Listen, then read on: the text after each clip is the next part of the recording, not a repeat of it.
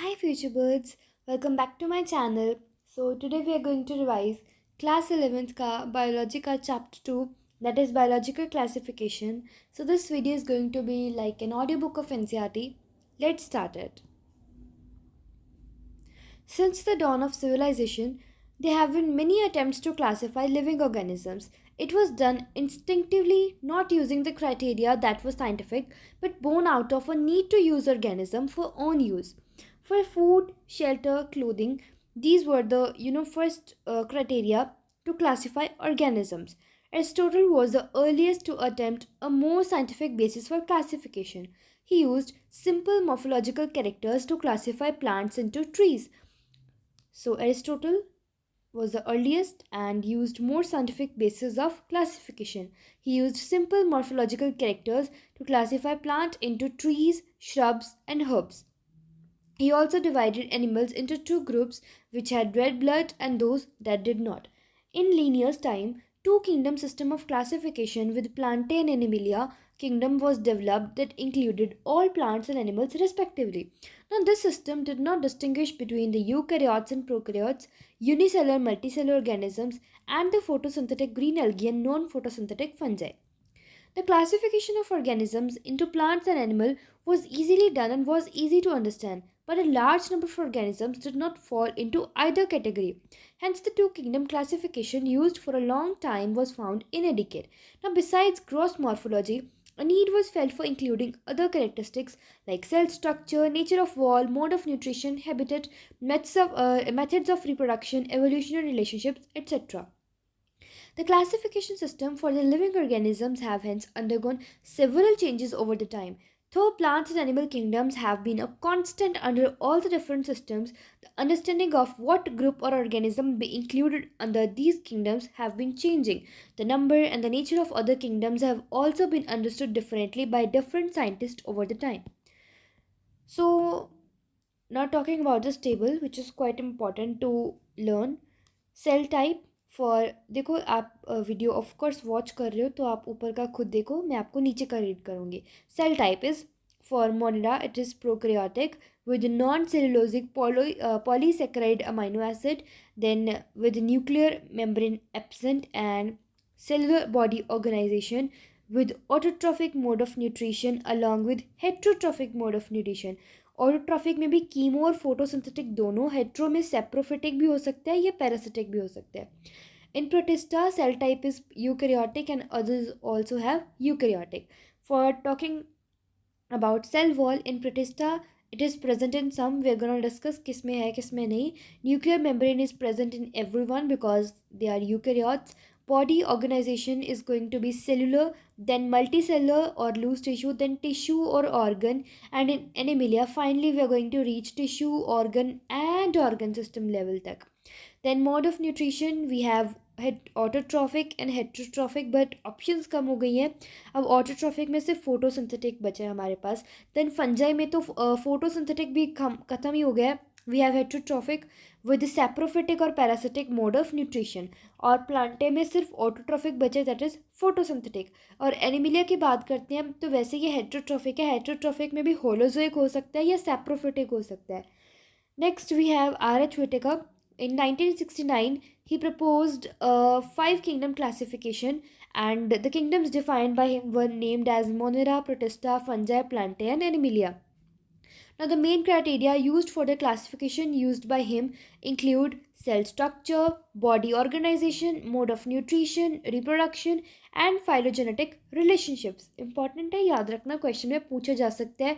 जैसे वो A B C D E डाल देंगे कि इनमें से कौन सा क्राइटेरिया है. दो चार गलत डाल देंगे, एक दो सही डाल देंगे, ठीक है. उसके बाद है three domain system have also been proposed that divides the kingdom Monera into two domains, leaving the remaining eukaryotic kingdoms in the third domain and thereby kingdom classification. ये थोड़ा सा मैं बता देती हूँ अगर ये लाइन किसी को समझ नहीं आए, क्योंकि थोड़ा मैं ब्रेक्स ले गई थी गलती से. सो थ्री किंगडम क्लासिफिकेशन में क्या है कि अगर मैं मोनेरा और जो यूकैरियोटिक वाले हैं उनको अलग कर दो, देन मोनो में आगे दो जो है डोमेन्स बना दूँ, तो ये मिला के सिक्स किंगडम क्लासिफिकेशन बन जाएगा, ठीक है, क्योंकि यूकैरियोटिक में आगे कितने हैं, 4 और 2, ये भी हो गए जो 2 डोमेन्स में मोनेरा में आगे डिवाइड करूँगी। बाकी इसके बारे में आगे पता चल जाएगा आपको मैं क्या कह रही हूँ। Next is, let us look at this five kingdom classification to understand the issues and considerations that influence the classification system. Earlier classification systems included bacteria, BGA, fungi, mosses, ferns, gymnosperms, and the angiosperms under the plants. The characters that unified this whole kingdom was that all the organisms included had a cell wall in their cells. Now, these placed together groups which widely differed in other characteristics.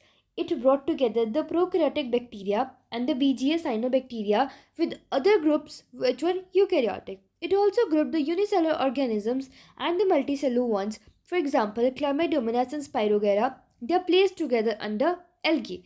Now, the classification did not differentiate between the heterotrophic group fungi and the autotrophic group green plants, though they also showed a characteristic difference in their cell wall composition. The fungi had chitin in their walls while the green plants had a cellulosic cell wall.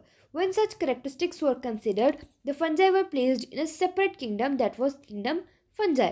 Now, all prokaryotic organisms were grouped together under kingdom Monera, and the unicellular eukaryotic organisms were placed in the kingdom Protista. Now, kingdom Protista has brought together Chlamydomonas, Chlorella, earlier placed in algae with plants, and both having cell walls, with Paramecium and Amoeba, which were earlier placed in the animal kingdom, which lack cell wall. तो क्या हुआ यहाँ पे, मैं थोड़ा पंजाबी में हिंदी में explain कर देती हूँ, बिकॉज ये लाइन थोड़ी कॉम्प्लेक्स लग सकती है किसी को। तो किंगडम प्रोटिस्टा ने क्या किया, उसने दो अलग अलग चीज़ों को साथ लाया। कौन सी दो अलग चीज़ें, एक तो क्लैमाइडोमोनास और क्लोरेला जो कि पहले एल्गे में थे क्योंकि इनके पास सेल वॉल थी। दूसरा पैरामीशियम और अमीबा जिनके पास सेल वॉल नहीं थी, इसलिए उनको एनिमल किंगडम में रखा गया था। अब इन चारों को साथ में ला के रख दिया प्रोटिस्टा में, क्यों, क्योंकि they are unicellular eukaryotic organisms. It has put together organisms which in earlier classification were placed in different kingdoms. Now, this happened because the criteria for classification changed. This kind of changes will take place in future too, depending on the improvement in our understanding of characteristics and evolutionary relationships. Over time, an attempt has been made to evolve a classification system which reflects not only the morphological, physiological, and reproductive similarities, but also phylogenetic, that is, based on evolutionary relationships. Now, in this chapter, we'll study characteristics of kingdom Monera, Protista, and fungi of the Whitaker system of classification. The kingdom Plantae and Animalia, commonly referred to as plant and animal kingdoms respectively, will be dealt separately in the chapter 3 and 4. Kingdom Monera. So, bacteria are the sole members of the kingdom Monera. They are the most abundant microorganisms. Bacteria occur almost everywhere. Hundreds of bacteria are present in a handful of soil. They also live in extreme habitats such as hot springs, deserts, snow, and deep oceans where very few life forms can survive. Many of them live in or on other organisms as parasites. Now, bacteria are grouped under 4 categories based on their shape. The spherical, which is the coccus, whose plural is cocci; the rod-shaped bacillus, whose plural is bacilli; the coma-shaped vibrium, with plural vibrio; spiral spirillum, with plural spirilla. ये diagram ध्यान में रख लेना. Then we have, so the bacterial structure is very simple. They are very complex in behavior. Important line है, ध्यान रखना statement वाले questions के लिए. Now, compared to many other organisms, bacteria as a group show the most extensive metabolic diversity. Very important line, statement में आ जाए, that statement is correct or not. Bacteria as a group show the most extensive metabolic diversity. Some of the bacteria are autotrophic. They synthesize their own food from inorganic substrates. They may be photosynthetic, autotrophic, or chemosynthetic autotrophic. The vast majority of bacteria are heterotrophs. They depend on other organisms or on dead matter for food. सबसे पहले बात करते हैं, जो 2 domains बताए थे Monera के, उसमें पहला डोमेन आता है आर्के बैक्टीरिया, दूसरा आता है यू बैक्टीरिया का. तो पहले डोमेन की बात करते हैं. These bacteria are special since they live in some of the most harsh habitats such as extreme salty area, उनका नाम है हेलोफाइल्स, हॉट स्प्रिंग में मिलने वाले थर्मोएसिडोफाइल्स, marshy areas में मिलने वाले methanogens. Now, archaebacteria differ from other bacteria in having a different cell wall structure, and this feature is responsible for their survival in extreme conditions. तो यह सोशल रीज़न का question हो सकता है कि वो सर्वाइव कर पा रहे एक्सट्रीम कंडीशन में. इसका रीज़न क्या है? That they have different cell wall structures. Methanogens are present in the gut of several ruminant animals such as cows and buffaloes, and they are responsible for the production of methane biogas from dung of these animals. Talking about eubacteria, there are thousands of different eubacteria or true bacteria. They are characterized by the presence of a rigid cell wall and if motile flagellum. तो यहाँ पे बात ये नहीं है कि इनके पास rigid cell wall है, बात ये है कि ये लाइन ध्यान में रखना कि यू बैक्टीरिया को करेक्टराइज किया जाता है by the presence of rigid cell wall. तो ये लाइन थोड़ा ध्यान में रखना. तो साइनोबैक्टीरिया जिसे हम बीजीए ब्लू ग्रीन एल्गी भी बोलते हैं, नाम में इनके एल्गी आता है बट ये बैक्टीरिया ध्यान रखना. They have chlorophyll A similar to green plants and are photosynthetic autotrophs.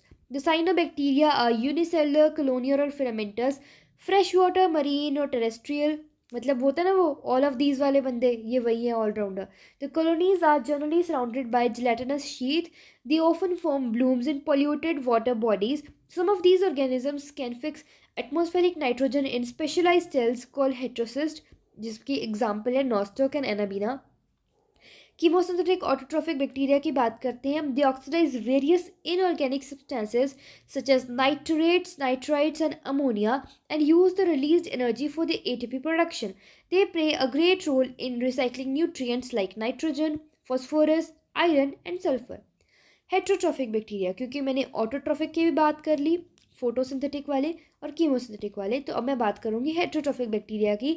They are most abundant in nature. The majority are important decomposers.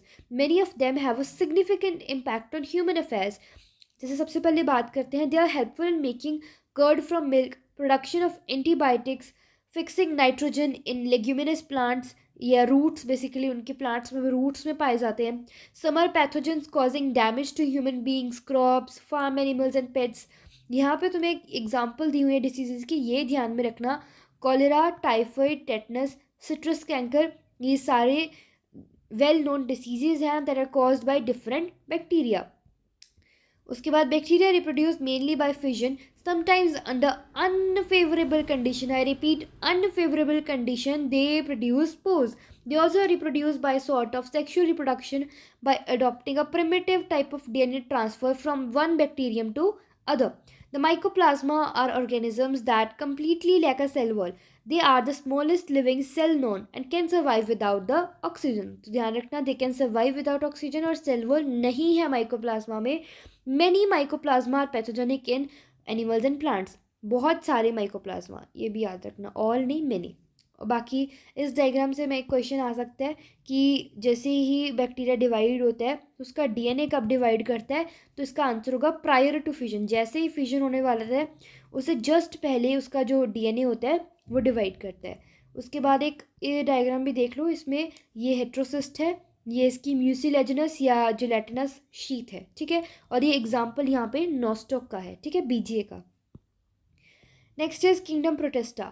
All single cell eukaryotes are placed under Protista, but the boundaries of this kingdom are not well defined. What may be a photosynthetic protestant to one biologist may be plant to another.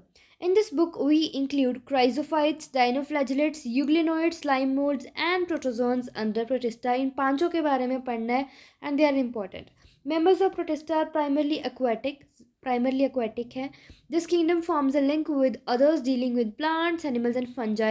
Being eukaryotes, the protestant cell body contains a well-defined nucleus, other membrane-bound organelles. Some have flagella or cilia. Protists reproduce asexually or sexually by a process involving cell fusion and zygote formation. तो zygote formation और cell fusion यहाँ पे start हो चुका था protista में.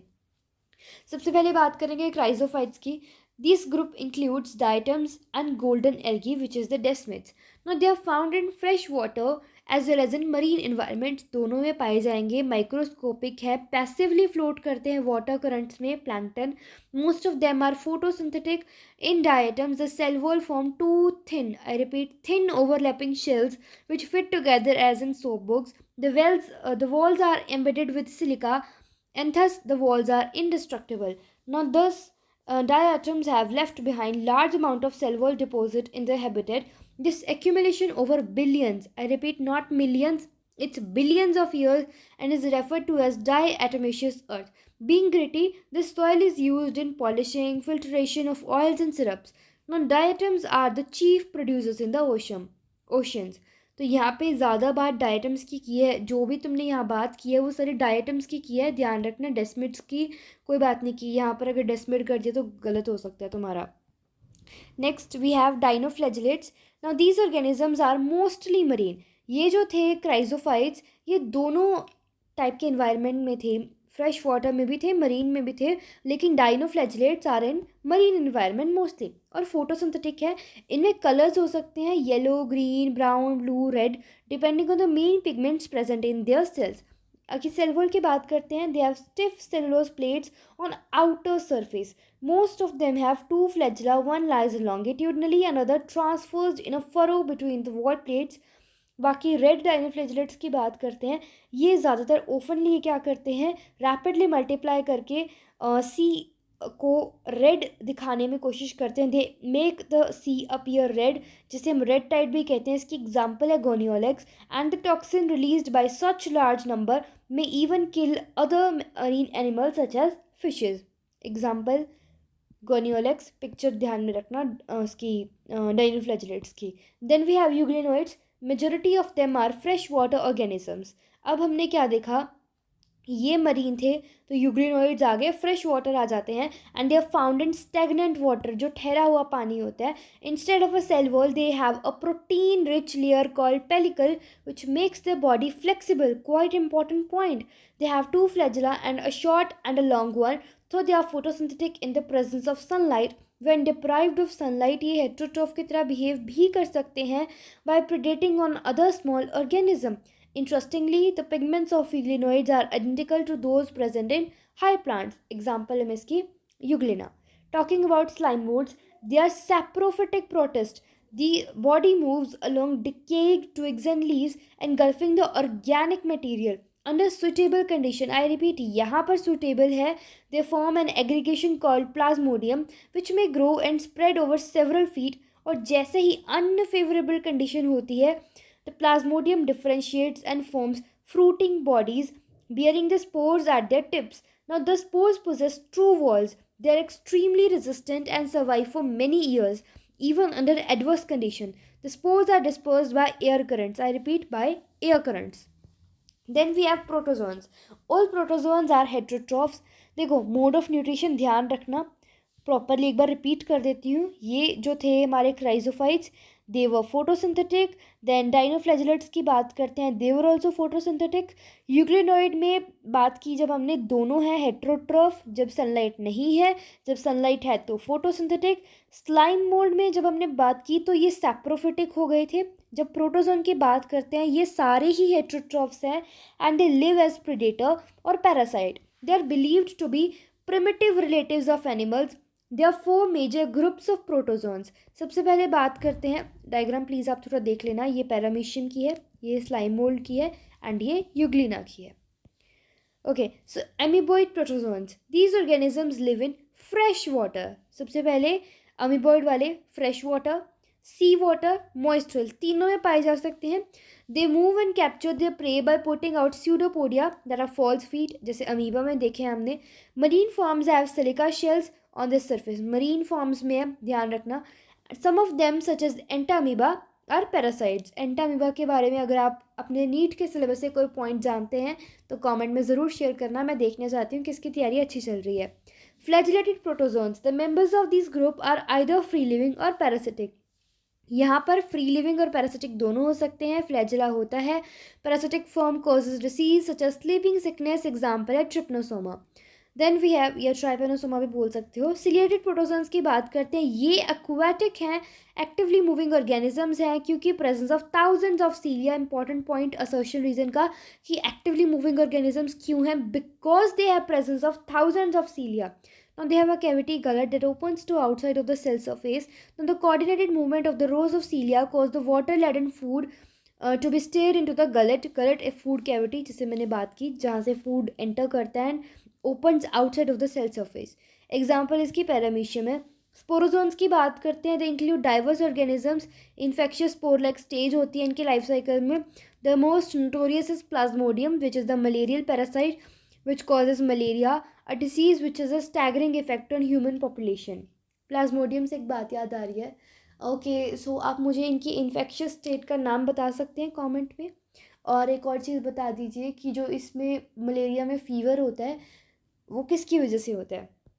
Next is kingdom fungi. The fungi constitute a unique kingdom of heterotrophic organisms. They show a great diversity in morphology and habitat. दोनों में great diversity है भाई, morphology में भी है और habitat में भी है. क्योंकि जब मैं fungi की बात करती हूँ, moist bread और rotten fruits पे ये वहाँ पे भी मिलती है. इनफैक्ट कॉमन मशरूम हम खाते भी हैं, टोडस्टूल्स भी हैं. So white spots seen on mustard leaves वो भी फंगस है. तो मॉर्फोलॉजी और हैबिटेट में बहुत वेरिएशंस है. अब बात करते हैं लाइंस में आके एक्चुअली लिखा गया है. The common mushroom you eat and toadstool are also fungi. White spots seen on the mustard leaves are due to a parasitic fungus. कुछ यूनिसेलुलर फंजाई हैं जैसे कि yeast are used to make bread and beer. Just give me a break. I need to take water. So, thank you. Other fungi causes disease in plants and animal. जिसमें wheat causing Puccinia की बात करूँ, ये भी wheat में rust कोज करता है Puccinia. और मस्टर्ड में वाइट स्पॉट्स मिलते हैं पैरासिटिक फंगस की वजह से. ये दो डिसीजेज ध्यान में रखना. Some are the source of antibiotics, जिसे पेनिसिलिन के बारे में आपने माइक्रोब्स वाले चैप्टर में पढ़ा होगा. They are cosmopolitan and occur in air, water, soil and on animals and plants. Now they prefer to grow in warm and humid places. Have you ever wondered why we keep food in the refrigerator? Obviously ताकि bacterial fungal infection से बचाया जा सके. With the exception of east जो कि unicellular है, बाकी के सारे फंजाई फिलामेंटस होते हैं. Their body consist of long slender thread like structure, जिसे हम हाइफी बोलते हैं.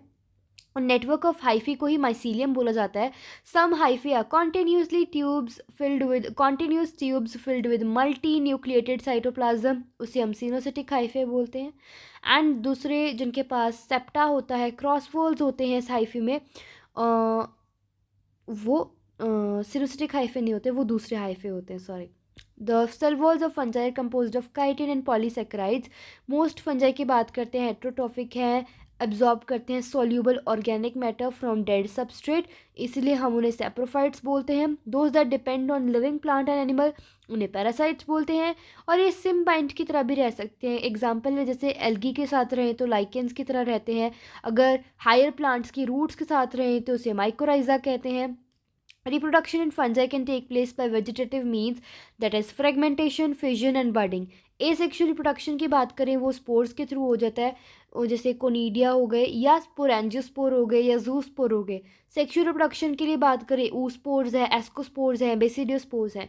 So the various spores are produced in distinct structure called fruiting bodies. ना सेक्शुअल स्टेज की बात करूँ तो उसमें 3 स्टेप्स हैं. फ्यूजन ऑफ प्रोटोप्लाज्म, चाहे वो 2 मोटाइल या नॉन मोटाइल गैमीट्स हों, that is plasmogamy. Then fusion of 2 nuclei which is karyogamy, and meiosis in zygote जिससे haploid spores बन जाएंगे. Now when a fungus reproduces sexually, 2 haploid hyphae of compatible mating types come together and fuse. In some fungi, the fusion of 2 haploid cells immediately results in diploid cell. However, in other fungi, basically Ascomycetes and Basidiomycetes, an intervening dikaryotic stage, that is N plus N, 2 nuclei per cell occurs. Such a condition is called dikaryon and the phase is called dikaryophase of fungus.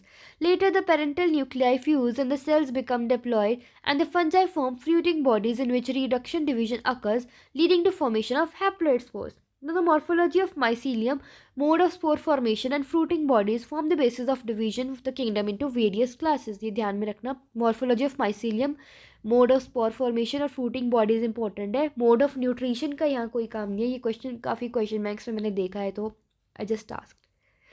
बाकी ये ध्यान रखना ये diagram तुम्हें याद करना पड़ेगा, I don't know कभी कोई पूछ ले तो। ये म्यूकर है, ये एस्पैर्जिलस है, ये अगेरिकस है, ठीक है। सबसे पहले बात करते हैं फाइकोमाइसिटीज़ की। The member of phycomycetes are found in aquatic habitats and on decaying wood in moist and damp places और as obligate parasite on plant. कितनी बताए मैंने? Aquatic habitat, decaying wood in moist and damp places और obligate parasite भी हो सकते हैं plants के ऊपर। यहाँ पे जो माइसीलियम है वो एसेप्टेट और सिनोसिटिक है। एसेक्सुअल रिप्रोडक्शन के लिए जूस्पोर्स अगर मोटाइल है और ए प्लानोस्पोर्स अगर नॉन मोटाइल है।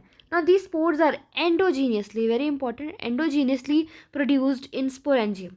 उसके बाद जाइगोस्पोर बनता है by the fusion of two gametes and the gametes are similar in morphology तो आइसोगैमस, डिसिमिलर है तो एनाइसोगैमस या ओगैमस। एग्जाम्पल की बात करें, म्यूकोर है, राइजोपस जो कि ब्रेड मोल्ड के ऊपर लगता है, बताया था, Albugo which is the parasitic fungus on mustard. Second is ascomycetes जिसे हम कॉमनली सैक फंजाई बोलते हैं। They are mostly multicellular. क्यों? क्योंकि जैसे एग्जाम्पल है, ओके, एनसीईआरटी की लाइन के अकॉर्डिंग ही चलते हैं। मोस्टली मल्टी सेलुलर जिसमें एग्जाम्पल है पेनिसिलियम और रेयरली यूनिसेलुलर में एग्जाम्पल है yeast which is the Saccharomyces. Now they are saprophytic, decomposers, parasitic or coprophilous. Coprophilous is what? That are growing on dung. Now talking about mycelium, it is branched and septate. Asexual spores की बात करें, conidia which are produced exogenously on the special mycelium called conidiophore. Conidia on germination produces mycelium. Sexual spores की बात करें, that are ascospores which are produced endogenously in sac like asci. Singular की बात करते हैं, ascus. Now these asci are arranged in different type of fruiting bodies जिसे हम ascocarps बोलते हैं। इनकी एग्जांपल्स हैं एस्पर्जिलस, क्लेविसिप्स, न्यूरोस्पोरा। न्यूरोस्पोरा तो इनफैक्ट एक्सटेंसिवली यूज़ किया जाता है बायोकेमिकल एंड जेनेटिक वर्क में। बहुत सारे मेंबर्स जैसे मोरल्स एंड ट्रफल्स हैं, they are edible and considered delicacies. तो यहाँ पे चलो पूरा कंप्लीट कर लो, फिर मैं थोड़ा बता दूंगी कौन सा एंडो है कौन सा एक्सो है याद करने के लिए। बेसिडियोमाइसिटीज़ कॉमनली नोन, इनकी फॉर्म जो है वो मशरूम्स हैं, ब्रैकेट फंजाई हैं या पफ बॉल्स हैं। They grow in soil and logs, tree stumps, living plant bodies is parasite जैसे rust and smut. The mycelium is branched and septate. Asexual spores generally होते ही नहीं है, तो कैसे याद रखोगे कि ये बहुत बेसिडियो है, ये बेसिक है, तो बेसिक के पास एसेक्सुअल रिप्रोडक्शन क्यों होगी, राइट। उसके बाद vegetative reproduction by fragmentation common है, सेक्स ऑर्गन्स नहीं है क्योंकि ये बेसिक है, बेसिक के पास अभी इतनी एडवांस्ड फीचर्स नहीं है। ऐसे याद रख लो दैट प्लाज्मोगेमी भी कैसे होगी है, प्लाज्मोगेमी कैसे होती है, दो वेजिटेटिव या सोमैटिक सेल्स आते हैं, वही फ्यूज़ कर जाते हैं डिफरेंट स्ट्रेन या जीनोटाइप्स के, तो जो रिजल्टेंट स्ट्रक्चर होता है वो डाइकैरियोटिक होता है जो आगे अल्टीमेटली बेसिडियम बना देता है। ना karyogamy and meiosis take place in basidium producing 4 basidiospores. Now the basidiospores are exogenously produced on the basidium and the basidia are arranged in fruiting bodies called basidiocarps. Commonly members की बात करें, Agaricus mushroom है, यूस्ट्रेजोस्मट है, Puccinia rust fungus है मेरे पास, ठीक है, Puccinia rust fungus है और यूस्ट्रेजोस्मट है। कई बार कंफ्यूज हो जाता है, मैं बता देती हूँ। पक्सीनिया को ऐसे समझ लो कि यहाँ पर अगर लाइन लगाते तो आर बनता है, that is the rust fungus, और यूस्ट्रेजो में एस आ रहा है, दैट इज़ फॉर स्मट। पता नहीं क्यों कई बच्चे कंफ्यूज कर जाते हैं। Last is deuteromycetes. They are commonly known as imperfect fungi because only asexual और वेजिटेटिव फेज इन फंजाई का पता है, इनमें सेक्शुअल नहीं है। बेसिडियो में ए सेक्शुअल नहीं है और डिटेरोमाइसिटीज में सेक्शुअल नहीं है। और ऐसा कहा जाता है कि when the sexual form of this fungi were discovered, इनको इसके हिसाब से उसकी क्लास में डाल दिया जाएगा जहाँ पे भी उनका अप्रोप्रिएटली जाना होगा, फाइको में, एस्को में या बेसिडियो में। It is also possible that asexual and vegetative stage have been given one name and placed under deuteromycetes and the sexual stage and placed another class. इसका मतलब मैं एक बार बता देती हूँ। फॉर एग्जाम्पल मेरे पास मेरे पास एक ऐसा फंगस है जो एसेक्सुअली भी रिप्रोड्यूस कर सकता है एंड सेक्सुअली भी, तो उसका जो सेक्सुअल स्टेज वाला है उसको मैं अलग नाम दे के अलग क्लास में डाल दूंगी, और जो ए सेक्शुअल वाला फेज़ है उसको मैं अलग नाम देके ड्यूटेरोमाइसिटीज़ में डाल दूंगी, वो यहाँ पे बताया गया। लेटर जब लिंकेजेस इस्टेब्लिश हुई, the fungi were correctly identified and moved out of deuteromycetes. Once perfect sexual stages of members of Deuteromycetes were discovered, they were often moved to Asco या Basidio. The Deuteromycetes were reproduced only by asexual spores. Asexual spores की बात की तो Conidia. The mycelium is septate, branched. Some members are saprophytes or parasites, while a large number of them are decomposers of litter and help in mineral recycling. Some examples are Alternaria, Coledotrichum and Trichoderma. यहाँ पे अगर आप सोच रहे हो कि यहाँ पे फाइको का नाम नहीं है, तो मैं बता दूँ क्यों नहीं है। यहाँ पे एस्कोमाइसिटीज़ और बेसिडियोमाइसिटीज़ इसलिए लिखा गया है क्योंकि जब हम बात करते हैं ड्यूटेरोमाइसिटीज़ की, तो यहाँ पे माइसीलियम सेप्टेट और ब्रांच्ड है। तो जो भी यहाँ से उठ के जाएगा, अगर उसका सेक्सुअल स्टेज मिल जाता है, हम यहाँ से फंजाई को शिफ्ट करते हैं, तो ऑब्वियसली वो सेप्टेट और ब्रांच तो होगा ही, तभी हमने उसे प्लेस किया था ड्यूटेरोमाइसिटीज़ में, वरना तो हम उसे पहली फाइको में रख देते। तो दैट्स वाई हमारे पास ऑप्शन कौन सी बची, एस्कोमाइसिटीज़ एंड बेसिडियोमाइसिटीज़। बाकी आगे चलते हैं। ओह, मुझे आपको बताना था ना एक्सो एंडो वाला पॉइंट, वो मैं क्लियर कर देती हूँ यहाँ पे। ओके, सो सबसे पहले फाइकोमाइसिटीज़ में ए सेक्शुअल वाले जो स्पोर्स हैं, जिनकी हमने बात की, जू स्पोर है या ए प्लानोस्पोर है, मोटाइल नॉन मोटाइल के हिसाब से, वो है एंडोजीनियसली। और सेक्शुअल स्पोर्स के बारे में यहाँ बात नहीं की गई है, तो मैं आपको एनसीईआरटी के हिसाब से बताऊँगी जितना एनसीईआरटी में गिवन है। एंड उसके बाद एस्कोमाइसिटीज़ में बात करते हैं। एस्कोमाइसिटीज़ में asexual spores conidia which are exogenously produced and sexual spores जो है वो एंडो है। मेरी राइटिंग अच्छी हो सकती है, बट आई डोंट नो मैं ऐसे क्यों लिख रही हूँ, मैं जस्ट एक आइडिया दे रही हूँ। उसके बाद बेसिडियो में तो एसेक्सुअल रिप्रोडक्शन होती ही नहीं है, सिर्फ सेक्शुअल वाली है, उसमें भी मैंने बता ही दिया, काफ़ी यूनिक टाइप की है। हाँ, इसमें एक बेसिडियो स्पोर्स की बात कर सकते हैं, that are exogenously produced on basidium. यहाँ पे ये एक्सो हो जाएंगे इसमें बेसिडियो में, ठीक है। उसके बाद ड्यूटेरोमाइसिटीज़ में तो ऑब्वियसली मैंने बता ही दिया क्या सिस्टम है। सो या ये ध्यान में रखना, इसका चाहो तो स्क्रीनशॉट ले लो। फाइको में एंडो, एस्को में एक्सो एंडो, मतलब इसमें देन एक्सो, ऐसे याद रख लो, ये दोनों एंडो हैं, ये दोनों एक्सो हैं, कैसे भी याद कर लो, ठीक है। उसके बाद बात करते हैं किंगडम प्लांटेस में, ज़्यादा नहीं, एक दो एग्जांपल्स हैं देखने वाली। That all eukaryotic chlorophyll containing organism को प्लांट्स कहते हैं। फ्यू मेंबर पार्शियली हेटेरोट्रॉफिक है, जैसे इंसेक्टिवर्स प्लांट्स है, पैरासाइट्स हो सकते हैं। इसमें एग्जाम्पल ध्यान रखना, ब्लैडरवर्ट और फीनस फ्लाई ट्रैप इंसेक्टिवर्स में, और कस्क्यूटा पैरासाइट है। The plants live in eukaryotic structure with prominent chloroplast, cell wall में सेलुलोज है। बाकी हम नेक्स्ट चैप्टर में बात करेंगे। बाकी यहाँ पे लाइफ साइकिल ऑफ प्लांट की बात करें, दो डिस्टिंक्ट फेसेस होते हैं, जिसमें डिप्लॉयड स्पोरोफिटिक और हैप्लॉयड गेमेटोफिटिक फेज आता है, जो ऑल्टरनेट हैं। The length of the haploid and diploid phases vary करते हैं।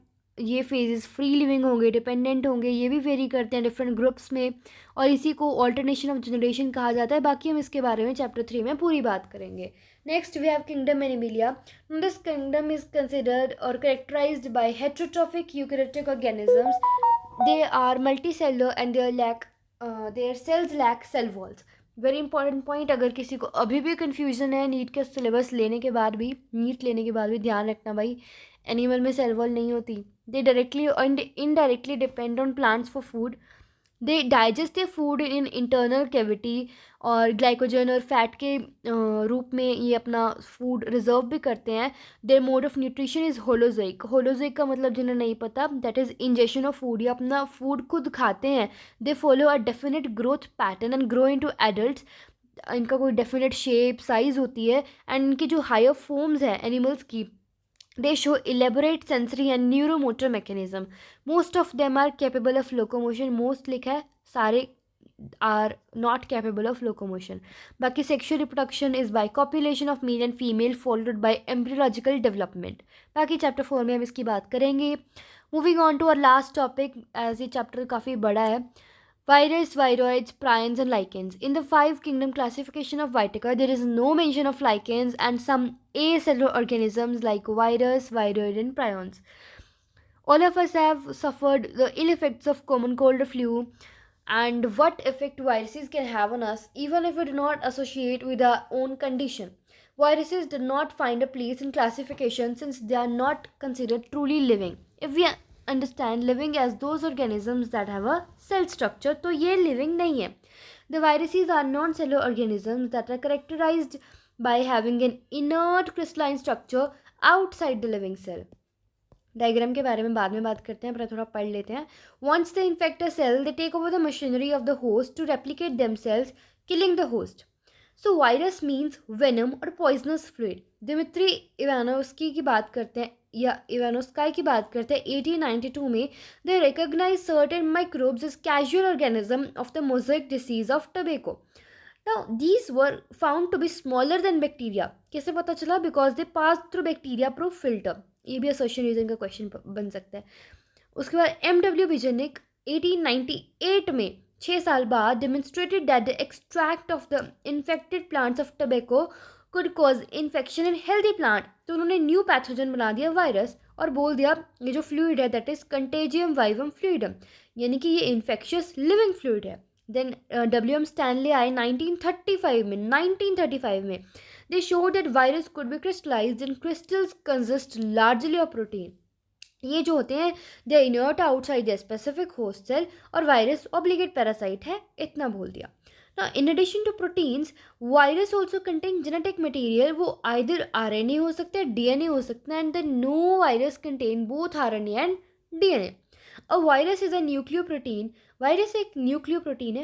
ये क्वेश्चन बन सकता है वायरस है क्या एक्चुअल में? It's a nucleoprotein and the genetic material is infection. और इन्फेक्शियस इसमें क्या होता है? जेनेटिक मटेरियल होता है. In general viruses that infect plants have single stranded RNA.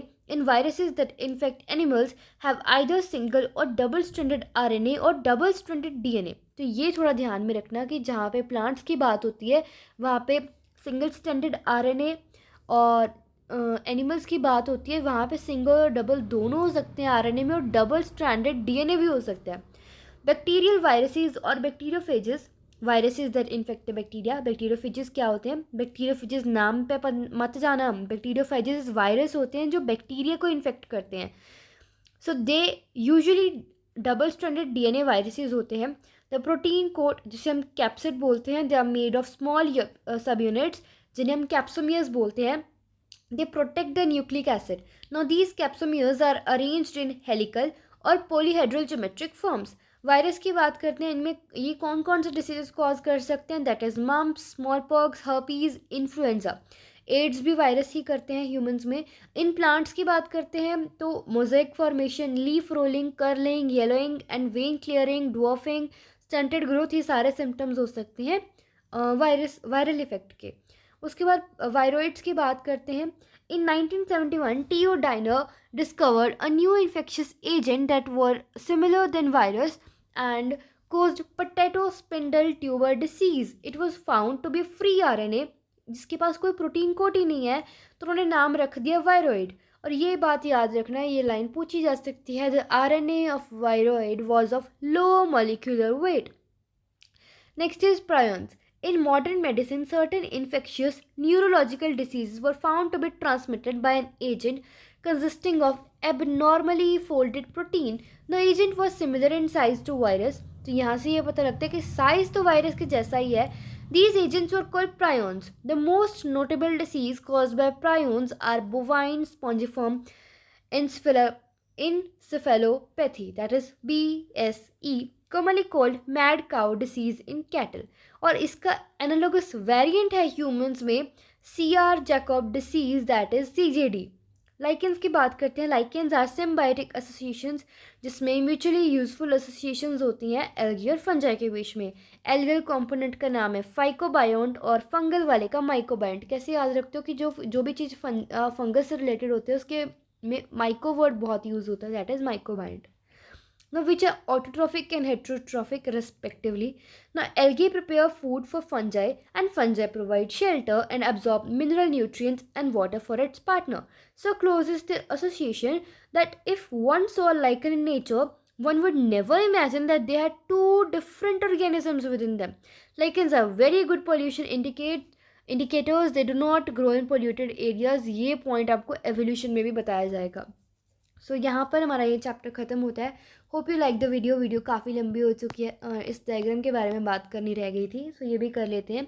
This is the bacteriophage, second one. This is the bacteriophage and this is the TMV, tobacco mosaic virus. ये capsid है, ये RNA है, देख सकते हो helically arranged है भाई. ये हेड है, ये कॉलर है, ये शीट है, एंड ये इसके 6 टेल फाइबर्स हैं. ओके, सो या this is done. This was lecture.